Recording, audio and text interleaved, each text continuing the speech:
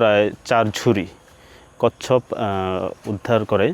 তার পরবর্তীতে আমাদের সেইখানের কিছু কচ্ছপ চরফ্যাশন রেঞ্জস্থ যে পুকুর রয়েছে সেখানে অবমুক্ত করা হয় এবং বাকি যে কচ্ছপগুলো রয়েছে সেগুলো আমাদের সদর রেঞ্জের অধীন যে পুকুরটি রয়েছে সেই পুকুরে অবমুক্ত করি। এই প্রজাতির কচ্ছপটি সাধারণত হচ্ছে মিঠা পানিতে সারভাইভ করতে পছন্দ করে, সেই ধারাবাহিকতাই আমরা সেটিকে মিঠা পানির পুকুরে অবমুক্ত করেছি।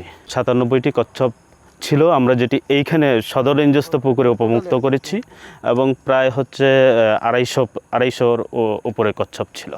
250 কচ্ছপই হচ্ছে আমরা চরফ্যাশন এবং ভোলা সদর রেঞ্জস্থ পুকুরে অবমুক্ত করেছি।